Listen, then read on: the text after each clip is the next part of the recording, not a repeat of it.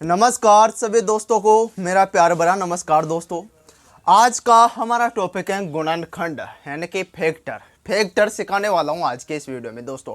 छोटा सा टॉपिक है लेकिन है बहुत ही महत्वपूर्ण आप सभी के लिए। यह मत सोचे कि ये क्लास चौथी और पांचवी का क्या हमें ये टॉपिक पढ़ाने लगे, क्लास 4-5 का टॉपिक है ये। तो बिल्कुल गलती में मत रहो, ये बिल्कुल गलत पे में आपकी प्रत्येक एग्जाम में यहाँ से सवाल देखने को मिलता है आपको मेरे दोस्तों। जहाँ पर भी गुणनखंड शब्द लिखा हुआ है किसी भी एग्जाम के सिलेबस में अगर गुणनखंड लिखा है तो मैं आज जिस टाइप के सवालों की बात करूँगा उस टाइप के सवाल पक्के एग्जाम में आते हैं दोस्तों। अब गुणनखंड क्या होता है इसके बारे में थोड़ी बहुत जानकारी आपको पहले से होगी, कुछ मैं बता देता हूँ, ठीक है। कुछ क्या, मैं तो संपूर्ण जानकारी दूंगा आपको, क्योंकि मैं तो जानकारी देने के लिए तो आपके सबके बीच में आया हूँ। तो देखिए, सबसे पहले मान लो एक उदाहरण के माध्यम से ही आपको सब कुछ समझ में आ जाएगा। इस टॉपिक से ज़्यादा नहीं, 8 से 10 सवाल बन सकते हैं जो आपके एग्जाम में आते हैं। उन 8 से 10 सवालों की बात आज की इस क्लास में करूंगा मैं, ठीक है। एक उदाहरण लीजिए, देखिए जैसे मेरे पास एक उदाहरण है। अब गुणनखंड आप सबको करने आते हैं। जैसे मेरे पास एक उदाहरण, छोटी संख्या लेता हूँ मैं 24, ये मैंने ले लिया। गुणनखंड आप सबको करने आते हैं कक्षा 4 और 5 में।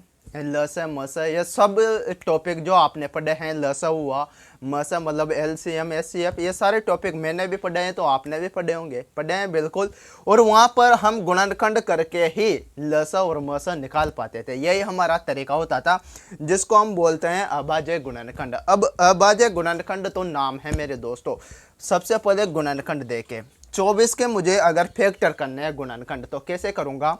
पहले सबसे पहले वही 2 का भाग लगाऊंगा इसमें। अगर 2 का भाग जाता है तो 24 में 2 का भाग कितने बार, 12 बार जाएगा, ठीक है।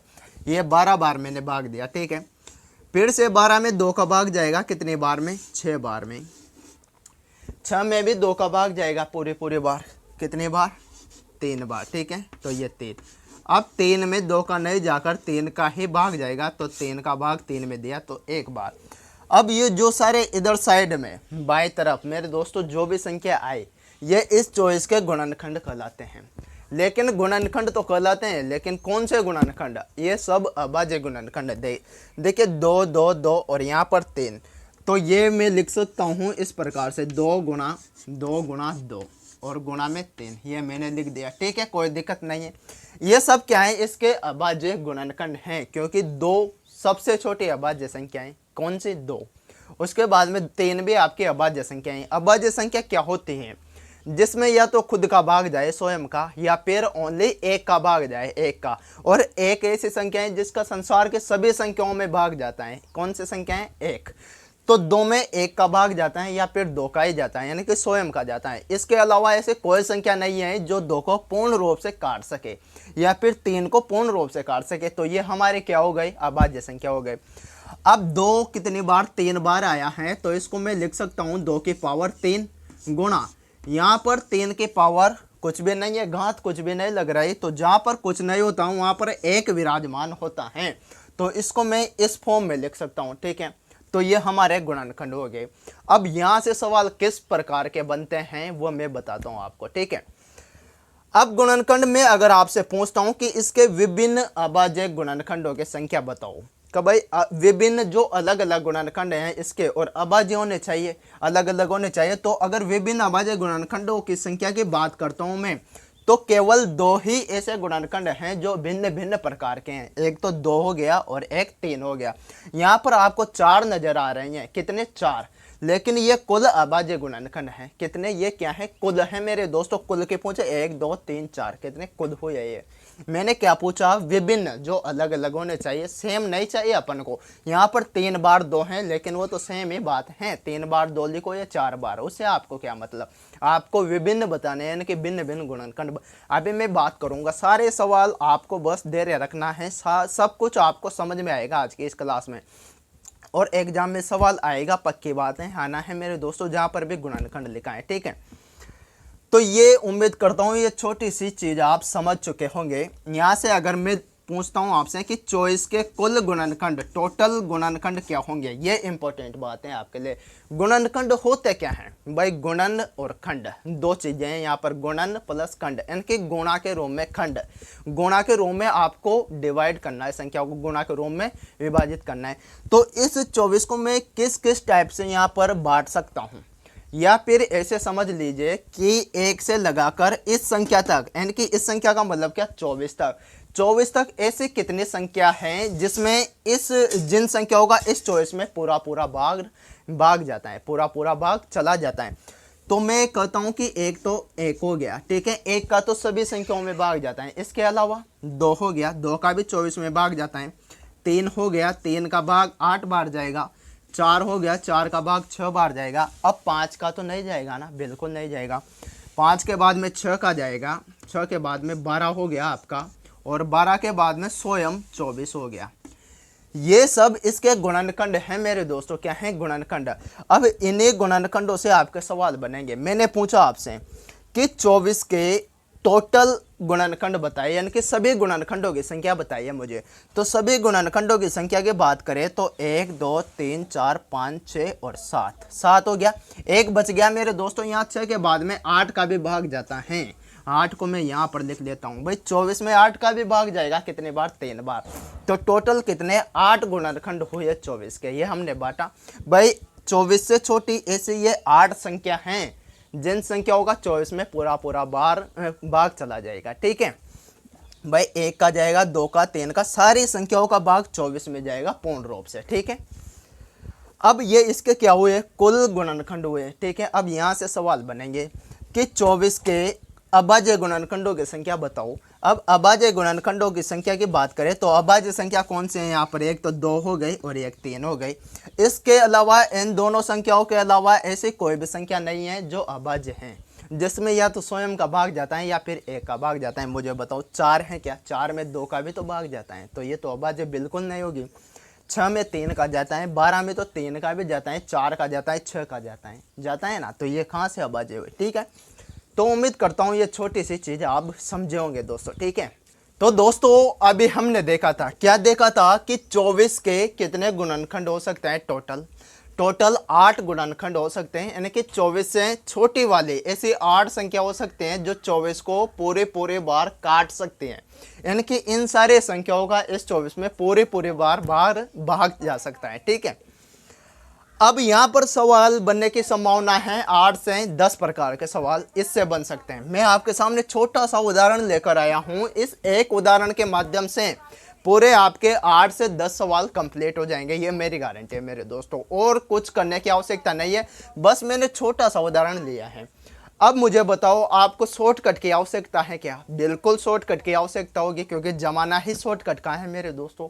तो हमें भी शॉर्टकट लगाना चाहिए, और मैथ में अगर शॉर्टकट लगाओगे तो जल्दी सक्सेस होगी। शॉर्टकट तो लगाना जरूरी है मेरे दोस्तों, जहाँ पर भी शॉर्टकट लगे वहाँ पर लगाओ, कोई दिक्कत नहीं है। बस शॉर्टकट की आवश्यकता क्यों पड़ती है मैं बताऊँ आपको। यहाँ एक चीज़ बताऊँ, जैसे ये सवाल है कुल अभाज्य गुणनखंडों की संख्या, यहाँ पर भी कोई दिक्कत नहीं है।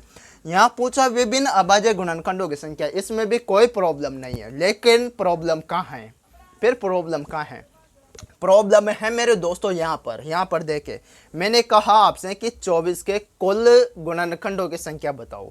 मैंने ना तो भाज्य बोला आपसे, ना अभाज्य बोला, ना सम शब्द का यूज किया और ना ही विषम शब्द का। मैंने नॉर्मल कहा आपसे कि 24 के कुल गुणनखंडों की संख्या बताओ। अब कुल गुणनखंडों की संख्या की बात आए तो इसका मतलब क्या हुआ दोस्तों, इसका मतलब यह हुआ कि 24 से छोटी ऐसी कितनी संख्या है जिन संख्याओं का इस 24 में पूरे बार भाग जा सकते हैं।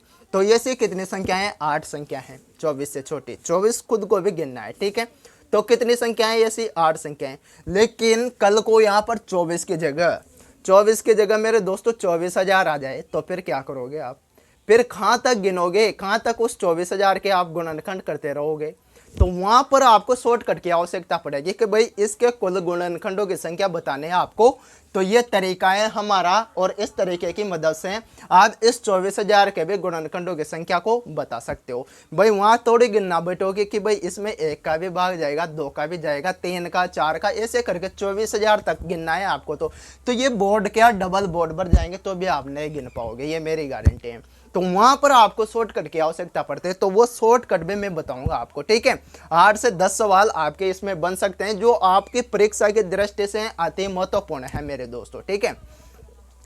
तो आपने देखा कि 24 के आपने फैक्टर किए तो 2 की पावर 3 गुना 3 की पावर 1, यानी कि 2 कितनी बार आया है, 3 बार। आपने 24 में 3 बार तो 2 का भाग लगाया है, 24 में 2 का भाग लगाया तो 12 बार, 12 में 2 का भाग 6 बार, 6 में 2 का 3 बार, अब 3 में तो 3 का ही भाग लगाया है आपने 1 बार, ठीक है। तो 2 के पावर 3 गुना 3 की पावर 1, कोई दिक्कत नहीं है। अब देखे सवाल, पहला सवाल बन गया आपका कि विभिन्न अभाज्य गुणनखंडों की संख्या बताओ। विभिन्न अभाज्य गुणनखंडों की संख्या बताओ, समझने का प्रयास कीजिए। यहाँ पर किस शब्द का यूज हुआ है, विभिन्न, यानी कि भिन्न भिन्न प्रकार के होने चाहिए। जितने भी गुणनखंड हो वो क्या होने चाहिए, भिन्न भिन्न प्रकार के होने चाहिए, और साथ में अभाज्य गुणनखंड होने चाहिए मेरे दोस्तों, ठीक है। तो इनमें बात करें, आप इन संख्याओं में बात करते हो तो एक अभाज्य संख्या तो आपकी 2 हो गए और एक हो गए आपके 3। तो मात्र 2 संख्या हैं यहाँ पर 24 के गुणनखंडों में, जो टोटल गुणनखंड हैं 8, उनमें मात्र 2 संख्या हैं जो अभाज्य संख्या है मेरे दोस्तों। इनमें से बता दो आप, ऐसी कोई संख्या है जिसमें खुद के अलावा या फिर एक के अलावा किसी और संख्या का भाग नहीं जाता हो? ऐसी कोई भी संख्या नहीं है 2 और 3 के अलावा। और 2 क्या है, 2 में खुद का भाग जाएगा 2 का, या फिर 3 में भी खुद का भाग जाएगा, या फिर 1 का भाग जाएगा। 4 की बात करें तो 4 में 2 का भी तो भाग जाएगा मेरे दोस्तों। 6 की बात करें तो 6 में 3 का भी भाग जाएगा। तो ये अभाज्य संख्या नहीं हुई, ठीक है। तो विभिन्न अभाज्य गुणनखंडों की संख्या कितनी हो गई, 2 और 3। यहाँ पर देख सकते हो आप, इसको कैसे लिख सकते हैं अपन मेरे दोस्तों, ये इस प्रकार है, 2 गुणा 2 गुणा 2 गुणा 3, इस प्रकार है। अब ये नए जोड़ने आपको, ठीक है भाई। विभिन्न शब्द आया है तो 3 बार 2 हैं, उससे आपको मतलब नहीं है। आपको केवल एक बार लेना है कि विभिन्न होना चाहिए हमारे पास। तो एक तो 2 हो गया, और एक मेरे दोस्तों कितना हो गया, 3 हो गया, यानी कि विभिन्न अभाज्य गुणनखंडों की संख्या कितनी हो गई, 2 हो गई। ये क्वेश्चन नंबर फर्स्ट आपका कंप्लीट हो चुका है मेरे दोस्त। सवाल नंबर सेकंड देखे कि कुल अभाज्य गुणनखंडों की संख्या बताओ। अब यहाँ क्या यूज हुआ है कि कुल, यानी कि टोटल बताने हैं आपको। टोटल अभाज्य गुणनखंडों की संख्या बताओ, यहाँ पर विभिन्न शब्द का प्रयोग नहीं हुआ। तो टोटल अभाज्य गुणनखंड कितने हैं मेरे दोस्तों, 4 हैं आपके पास में। आपने निकाला 24 का इस प्रकार से, तो 1 2 3 4, चारों ही क्या है, अभाज्य गुणनखंड है। कितने हैं, 4, यानी कि 2 हो गया आपका, फिर से 2 2 और 3, यानी कि कितनी संख्या हो गई, 4। लेकिन मेरे दोस्तों बड़ी संख्या आने के बाद में ऐसे नहीं गिनना आपको, यहाँ पर हमारी ट्रिक लगेगी। ट्रिक क्या है, छोटी सी बात है कि इन संख्याओं को आप इस प्रकार से लिख सकते हो, 2 की पावर 3 गुणा 3 की पावर 1। तो जो पावर है, इन संख्याओं पर जो पावर लगी हुई है उनको जोड़ दो आपस में, यानी कि 2 की पावर 3 प्लस 3 की पावर 1, इन दोनों को जोड़ दो तो कितना आता है हमारा, 4। कितना आ गया मेरे दोस्तों, 4। यानी कि जब कुल अभाज्य गुणनखंडों की संख्या पूछे, कोई भी चीज आपको रटा नहीं रहा मैं मेरे दोस्तों, बिल्कुल रटना नहीं है आपको। एक एक चीज समझनी कि भाई कुल अभाज्य गुणनखंडों की संख्या पूछे तो 2 भी हमारा अभाज्य संख्या होती है और 3 भी हमारा अभाज्य संख्या होते हैं। कुल की बात पूछी गई है तो 2 हमने 3 बार यूज किया है और 3 का 1 बार प्रयोग किया है हमने। तो टोटल कितनी हो गई, 4 संख्या हो गई मेरे दोस्त, ठीक है। तो 4 हो गए हमारे क्या, कुल अभाज्य गुणनखंडों की संख्या। तो ये दोनों सवाल आपको समझ में आए, बिल्कुल आए होंगे मेरे दोस्तों। अगले 6-7 सवाल और बचे हैं, उनकी भी बात करते हैं। जो चीज़ें मैं बता रहा हूँ ना आपको दोस्तों, वो चीज़ें आपको अभी छोटी लग रही हैं क्योंकि आपके सामने संख्या छोटी सी है। 24 क्या है, छोटी सी संख्या है। 12 और 12 24 होता है, छोटी मोटी संख्या है। लेकिन जब बड़ी संख्या आएगी ना तो आप नहीं गिन पाओगे उनको, ये मेरी गारंटी है, बिल्कुल नहीं गिन पाओगे। तो वहाँ पर यही तरीके आपके काम आएंगे मेरे दोस्त, ठीक है। यहाँ पर देखिए तीसरा सवाल, 3rd नंबर का सवाल है, सभी गुणनखंडों की संख्या क्या होगी। तो नॉर्मल सी बात है, हमने पहले से ही लिख रखी है यहाँ पर कि सभी गुणनखंडों की संख्या कितनी है, 8 है हमारे पास। 24 के सभी गुणनखंड कर लिए थे हमने, पहले कक्षा की शुरुआत की थी तभी हमने गुणनखंड निकाल लिए थे मेरे दोस्तों की 1 2 3 4 6 8 12 और 24। यानी कि टोटल कितनी संख्याएं, ये 8 हैं, यानी कि सभी गुणनखंडों की संख्या 8 हो गई। ये कोई दिक्कत वाली बात नहीं है, हो गई 8 मेरे दोस्त। लेकिन जब बड़ी संख्या होगी तो वहां पर भी गिनना पड़ेगा। तो उसका तरीका क्या है, उसका शॉर्टकट क्या है हमारे पास? उसका शॉर्टकट है कि जो भी घात आए गुणनखंड निकालने के बाद इस प्रकार से, ये तो आपने कक्षा 4-5 से सीखा है, तो इसमें तो आपको कोई दिक्कत होने वाली नहीं है। बिल्कुल आपको भाजकता के नियम भी आते हैं कि कौन सी संख्याओं में 2 का भाग जाता है, कौन सी संख्याओं में 3 का, 4 का, 5 का, ये सब भाजकता के नियम भी आपने पढ़ रखे हैं, क्योंकि कंपटीशन में आ गए हो आप। बिल्कुल, तो ये तो पढ़ रखे होंगे, ठीक है। तो 24 के ये फैक्टर हैं, ये चीज आपके काम की है मेरे दोस्तों, कि 2 की पावर 3 गुणा 3 की पावर 1, ठीक है। अब इसमें क्या करना है कि आपसे पूछे सभी गुणनखंडों की संख्या, तो सारे गुणनखंड बताने हैं आपको। तो इसमें कुछ नहीं करना, जो भी पावर है 3 और 1, 2 की पावर कितनी 3, तो 3 प्लस 1 कर दो, यानी कि घात में 1 जोड़ दो और उसका गुणा कर दो इस वाले से। 3 की घात कितनी है 1, तो 1 में भी 1 जोड़ दो आप, ठीक है। 1 में 1 जोड़ दो और आपस में गुणा कर दो। 3 प्लस 1 कितना हो गया, 4 हो गया, और 1 प्लस 1 कितना हो गया, 2 हो गया। अब 4 का गुणा 2 से करते हो तो कितना निकल कर आ गया, 8 निकल कर आ गया। तो सेम बात है ना, यहाँ पर आपने गिन लिए, इसलिए ये वाला तरीका आपको आसान लग रहा है कि हम इतना कुछ करेंगे, इसके बजाय हम गिने ना लेंगे। लेकिन गिनने में भी तो दिक्कत है। पहले तो बहुत सौ को ये मन में निकालना ही नहीं आएगा कि 24 इसमें छोटे छोटे संख्या का कौन कौन से संख्या का भाग जाएगा। आप पढ़ सकते हो वहाँ पर भी, लेकिन ये तरीका देखिए, इस प्रकार से तो कर सकते हो आप। तो 2 की पावर 3 गुणा 3 की पावर 1, तो घात में +1 कर दो। 2 की घात 3, तो 3 + 1, 3 के पावर 1, तो 1 + 1, दोनों का कर दो आपस में गुणा, यानी कि 3 + 1 कितना 4, और 1 और 1 2, 4 का गुणा 2 से करते हो तो 8 हो गया आपका। यहाँ पर बात करें सभी गुणनखंडों का योग, क्या पूछा है, सभी गुणनखंडों का योग। यहाँ पर किसके बात की जा रही है, 24 के सभी गुणनखंडों की संख्या और 24 के ही सभी गुणनखंडों का योग। अब गुणनखंड हैं कितने हैं, टोटल गुणनखंड 8 हैं, और इन सबको जोड़ना है आपको। अब जोड़ के आप बैठ जाओ, यहाँ पर जोड़िए सभी को। 24 12 36 हो जाएगा, 36 8 कितना हो गया, 44, 44 6 मेरे दोस्तों 50, 50 4 54, 57 59 और 1 60 हो गया। सभी गुणनखंडों का टोटल कितना हो गया, 60 हो गया। ये जोड़ लिया आपने, सर कोई दिक्कत नहीं, ये जोड़ लिया। लेकिन हमारा तरीका देखिए कितना हुआ, इनका टोटल 60 हो गया। अब जोड़ने के लिए क्या करना है, आपके पास में क्या है, 2 की पावर 3 गुणा 3 की पावर 1, यहाँ पर लिख ही देता हूँ आपको, ठीक है। ये इसके फैक्टर हैं, फैक्टर का ये एक तरह से हमारे पास ये सूत्र है यहाँ पर, ये देखा जाए तो, ठीक है भाई, यही हमारे काम आ रहा है। तो इसको अभी फिलहाल के लिए फॉर्मूला मान सकते हैं अपन, ठीक है। सभी गुणनखंडों का योग, अब सभी गुणनखंडों का योग करना है, तो ये 60 हो गया। आपने आसानी से जोड़ा हुआ है, नॉर्मल कक्षा 4-5 में जिस प्रकार से आप जोड़ते थे वही तरीका लगाया। लेकिन क्या है मेरे दोस्तों कि 2 की पावर 3 गुणा 3 की पावर 1, इनको जोड़ना है। तो कैसे, ये 2 की पावर कहाँ तक जा रही है, संख्या 3 तक। तो कुछ भी नहीं करना, 2 की पावर 3 तक आप आपस में जोड़ो। 2 की पावर 1 प्लस 2 की पावर 2 और प्लस 2 की पावर 3, यानी कि आपको 0 पावर से लगाकर वहां तक जाना है जहां तक संख्या के घात लगी हुई है, यानी कि 2 की पावर 3 लगी हुई है। तो आपको 0 से लगाकर 3 तक जाना है मेरे दोस्तों। कहां तक, 0 से 3 तक। बात करें तो यहां पर 3 की पावर 1 लगी हुई है, 3 की घात 1, ठीक है। तो 3 की पावर 0 हो गई और 3 की पावर 1 हो गई। यहाँ पर ज़्यादा आगे जाने की कोई आवश्यकता नहीं पड़ी आपको, और ये पढ़ भी रखे होंगे आपने, ठीक है। 2 की पावर 0 को मान 1 ही होगा। किसी भी संख्या के अगर घात में 0 लगा हुआ है तो उसका मान हमेशा के लिए 1 होता है। तो यहाँ पर 1 हो गया मेरे दोस्तों। 2 की पावर 1 कितना होता है, 2 होता है। 2 की पावर 2 कितना, 4। 2 की पावर 3 कितना, 8, ठीक है। अब ये तो जानते होंगे ना आप कि मैं ये क्यों लिख रहा हूँ। 2 का स्क्वायर 4 होता है, 2 का क्यूब मेरे दोस्तों 8 होता है। ये नॉर्मल चीज़ें तो याद होगी आपको। 3 की पावर 0 1 हो गया, 3 के पावर 1 3 हो गया, ठीक है। इन सभी को जोड़े आप तो कितना हो गया, 8 4 12, 12 2 14 और 1 15 हो गया। और 1 प्लस 3 कितना, 4 हो गया। 15 का आपस में गुणा करो 4 से तो कितना, 60 हो गया मेरे दोस्तों। तो ये 60 ही तो हमारा टोटल है। क्या है मेरे दोस्तों, 60 ही तो टोटल है हमारा। तो ये आपके 4 सवाल कंप्लीट हो चुके हैं मेरे दोस्तों। कितने, 4 सवाल। अब आपके 4-5 सवाल और बचते हैं, उनको भी अभी देखिए आप, ठीक है। सवाल नंबर 5 है आपका क्या इसी पर कि 24 के सभी सम गुणनखंडों की संख्या क्या होगी। क्या सम गुणनखंडों की संख्या बताओ। तो 24 के सारे गुणनखंड ये आपके सामने हैं।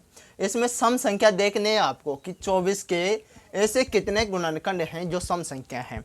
24 के सभी सम गुणनखंडों की संख्या, तो एक तो 2 हो गया आपके पास में, 4 हो गया, 6 हो गया, 8 हो गया, 12 और 24, टोटल कितने 6 हो गए।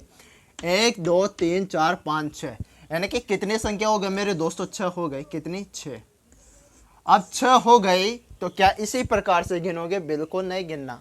तो क्या तरीका है, तरीका यह है कि 2 की पावर 3 गुणा 3 की पावर 1। ये हमारे पास क्या आया था मेरे दोस्तों, बार बार याद दिला रहा हूं आपको, क्या आया था हमने जो फैक्टर किए थे कक्षा 4 और 5 के तरीके से, ठीक है। अब कुछ नहीं करना आपको, अगर सभी सम गुणनखंडों की संख्या ज्ञात करनी है तो क्या करना है कि इनमें सम संख्या देके आप 2 की पावर 3, यानी कि 2 कितनी बार हैं, 3 बार हैं, 3 कितनी बार हैं, 1 बार हैं। तो इन 3 2 में से, यानी कि 2 की पावर 3 में से 1 2 को आप कॉमन ले लीजिए। क्या लीजिए मेरे दोस्तों, कॉमन लीजिए। किसको, 2 को। तो यहाँ पर 2 की पावर 2 बच जाएगा। कितना, 2 की पावर 2, ठीक है। यहाँ पर 3 के पावर 1 बचेगा, इसे 3 के पावर 1, ठीक है। अब इस 2 से कोई मतलब नहीं रखना आपको, इसको तो भगा दीजिए, ठीक है। इससे कोई दिक्कत नहीं है आपको, इसको भूल जाइए आप। 2 की पावर 2 गुणा 3 की पावर 1, ठीक है। क्या किया आपने, 2 की पावर 2 गुणा 3 की पावर 1। भाई इसमें से 2 आपने कॉमन लिया है ना, ठीक है। तो अब घातों में +1 कर दीजिए। घात कितनी, 2 + 1 कर दिया हमने, ठीक है। यहाँ पर घात कितनी, 1, तो 1 + 1, ठीक है। तो कितना हो गया, 2 + 3, 2 + 1 कितना, 3 हो गया, और 1 + 1 कितना, 2 हो गया। तो 3 का गुणा 2 से करते हो तो कितना हो गया, 6 हो गया। कितना, 6। इनके 24 के जो भी सम गुणनखंडों की संख्या है, जो टोटल सम गुणनखंड हैं वो कितने हैं, 6 हैं मेरे दोस्तों। तो आया समझ में, ये तरीके लगाने हैं आपको। अगर मैं पूछ लेता, सवाल नंबर 6 देख लीजिए, यहाँ पर ही आप देख लीजिए। चले अगले पेज में बताते हैं, ठीक। अगला सवाल बन सकता है दोस्तों आपको, वहाँ पर क्या था कि 24 के सभी सम गुणनखंडों की संख्या बताइए। यहाँ पर है कि 24 के सभी विषम गुणनखंडों की संख्या बताइए। संख्या आपको दिख रही है, 24 के टोटल गुणनखंड कितने हैं, 8 हैं। कितने, 8। अब 8 में से बताना है आपको कि कितने गुणनखंड हैं जो विषम संख्या हैं 24 के। तो एक तो 1 हो गया आपके पास में, और एक 3 हो गया। क्या हो गया, 3 हो गया, ठीक है। तो 1 और 3 कितनी, तो सभी विषम गुणनखंडों की संख्या कितनी हो गई, मात्र 2। कितने हैं मेरे दोस्तों, 2, ठीक है। अब 2 क्यों होगा, इसको कैसे समझ सकते हैं अपन, वही 2 की पावर 3 गुणा 3 की पावर 1। ये क्या है, 24 के गुणनखंड इस फॉर्म में आएंगे, ठीक है। अब अगर आपको विषम गुणनखंडों की संख्या ज्ञात करनी है, पिछले वाले में क्या किया था हमने कि सभी सम गुणनखंडों की संख्या बताओ। तो हमने जो भी सम संख्या थी 2 की पावर 3, इसमें से 1 2 को बाहर निकाला था। यहाँ पर पूरे 2 को ही हम बाहर निकाल लेंगे, यानी कि 2 की पावर 3 को ही अपन बाहर निकाल लेंगे। तो ये 2 की पावर 3 अपन ने बाहर निकाली, तो क्या बचा, 3 की पावर 1, ठीक है। अब पावर 1 बचे तो 1 + 1, यानी कि घात में आपको 1 ही तो प्लस करना था ना, तो 1 + 1 कर दिया, यानी कि कितना हो गया, 2। यानी कि 24 के जो विषम गुणनखंडों की संख्या है वो कितनी है, 2 है मेरे दोस्तों, ठीक है। तो आया आपको समझ में, बिल्कुल आया होगा मेरे दोस्तों, ठीक है। अगला सवाल है मेरे दोस्तों कि सभी सम गुणनखंडों का योग क्या होगा। सारे जो भी 24 के सम गुणनखंड हैं, जैसे 2 हो गया, 4 हो गया, 6 8 12 24, सारे सम गुणनखंड हैं। और सम गुणनखंडों की संख्या कितनी आई थी हमारे पास में, 6 आई थी। पिछले वाला सवाल देखा था हमने विषम वाला, विषम संख्या कितनी है, 2 है। विषम गुणनखंड कितने हैं 24 के, मात्र 2 हैं। अगर मैं पूछ लो आपसे कि सभी सम गुणनखंडों का योग क्या होगा, तो सम गुणनखंड एक तो 2 हो गया आपके पास में, 4 हो गया, 6 हो गया, 8 हो गया, 12 24, सभी को जोड़ लीजिए आप। तो 24 + 12 कितना, 36 हो गया। 36 और 8 44, 44 6 50, 50 4 कितना, 54, और 54 + 2 कितना, 56। यानी कि सभी सम गुणनखंडों का योग कितना हो गया, 56। अब तरीका देखिए मेरे दोस्तों, तरीका क्या हो सकता है, आपके पास में क्या है, 2 की पावर 3 गुणा 3 की पावर 1। अगर तरीका लगाना है तो ये लाइन तो आपको बिल्कुल याद रखनी है, जो कहाँ से मिलेगी आपको, यहाँ से। ठीक है, तो क्या करना है कि जब भी योग निकालना है आपको, मैंने एक सवाल बताया था आपको कि सभी गुणनखंडों का योग, तो क्या करते थे कि अगर 2 की पावर 3 है तो 0 से लगाकर स्वयं यहाँ 3 तक के सभी घातों को जोड़ दिया हमने। ठीक है, तो यहाँ पर भी सेम करेंगे कि सभी सम गुणनखंडों का योग, लेकिन यहाँ पर हम 2 को कॉमन लेंगे, 2 को कॉमन लेंगे क्योंकि सम संख्या की बोला गया है। तो यहाँ पर बचा आपके पास में 2 की पावर 2 गुणा 3 की पावर 1। ठीक है, अब 2 को बाहर ले लीजिए आप, लेकिन यहाँ पर बोलना नहीं है आपको 2 को, वहां पर तो अपन 2 को भगा दिया था हमने, लेकिन यहाँ पर नहीं बोलना है। ठीक है, 2 की पावर 2 है तो 2 की पावर 0 से स्टार्ट करेंगे मेरे दोस्तों, और 2 की पावर 2 तक लिख देंगे। ठीक है, यहाँ पर क्या है, 3 की पावर 1 है तो 3 की पावर 0 से 3 की पावर 1 तक। ठीक है, मुझे बताओ ये 2 बार 2 के पावर 0 1 हो गया, यहाँ पर 2 हो गया, यहाँ पर मेरे दोस्तों 4 हो गया, यहाँ बात करें तो ये 1 हो गया और ये 3 हो गया। ठीक है, जोड़ लीजिए इनको, 4 2 6, 6 और 1 7, इधर कितना हो गया 4, यानी कि 4 का गुणा 7 से करो तो कितना हो गया 28, और 28 का गुणा इस बार वाले 2 से करो क्योंकि इसको बोलना नहीं था। ठीक है भाई, ये विधि तो हम सीख चुके हैं कि अगर सभी गुणनखंडों का योग निकालना है तो अपन इस प्रकार से करते थे। यहाँ बोला है कि सभी सम गुणनखंडों का योग निकालना है आपको, तो 1 2 को बाहर लिया हमने। ठीक है, बाहर लिया और सारे गुणनखंड थे उसको 0 से लगाकर खुद की घात तक हमने जोड़ दिया। ठीक है, बाहर बचा हुआ है 2 की पावर 0, ये हो गया, तो ये 7 + 4 यानी कि 7 गुणा 4 कितना 28, और 28 का दुगना कितना 56, और हमने जब सम गुणनखंडों को जोड़ा था यहाँ पर तब भी तो हमारा 56 ही आया था मेरे दोस्तों, कितना 56। यहाँ अगर बात करता मैं कि विषम गुणनखंडों का योग कितना होगा, 24 के सभी विषम गुणनखंडों का योग कितना होगा, ये सवाल नंबर 8 मान लीजिए आप। कितना, सवाल नंबर 8। तो मेरे दोस्तों क्या करूँगा मैं, ये जो पूरा 2 है मतलब 2 की पावर 3 है, इसको पूरा बार ले लूँगा मैं, कितना बार ले लूँगा, और 3 की पावर 1 बचेगा मेरे पास। ये 2 की पावर 3 बार लिया और 3 की पावर 1 बचेगा। अब 2 की पावर 3 को यहाँ पर आपको बोलना है, सम वाले में नहीं बोलना, लेकिन यहाँ पर बोलना है विषम वाले में। ठीक है, तो 3 के पावर 1 बचा, तो इसको मैं 3 के पावर 0 + 3 के पावर 1 लिख सकता हूँ। ठीक है, तो 3 के पावर 0 1 + 3 के पावर 1 3, यानी कि कितना हो गया 4। यानी कि अगर मैं बोलता आपसे कि 24 के सभी विषम गुणनखंडों का योग बताइए, तो विषम गुणनखंड एक तो 1 हो गया और एक 3 हो गया, दोनों का योग कितना होता है 4 होता है, तो 4 ही तो हमारा यहाँ पर आया मेरे दोस्तों। ठीक है, तो उम्मीद करता हूँ ये सारी चीज़ें आपको समझ में आई होगी मेरे दोस्तों। ठीक है, तो आज के लिए इतना ही मेरे दोस्तों, फिर आगे इसी क्लास को अपन कल आगे बढ़ाएंगे और बहुत अच्छी अच्छी जानकारी आपको देंगे इसी गुणनखंड के बारे में। छोटा सा टॉपिक है, लेकिन आपने मात्र ये आज एक उदाहरण के माध्यम से मैंने पूरे 8 सवाल आपको पढ़ाए। कितने, 8 सवाल, जितने भी इससे बन सकते थे। अब सवाल बनेंगे कल, कब बनेंगे, कल सवाल बनने वाले हैं। कल आप हाजिर रहिए मेरे दोस्तों, शाम को 6 या 7 बजे। ठीक है, बिल्कुल कल इसके ऊपर यानी कि गुणनखंड पर आधारित अपन सवाल कल सोल्व करने वाले हैं। ठीक है।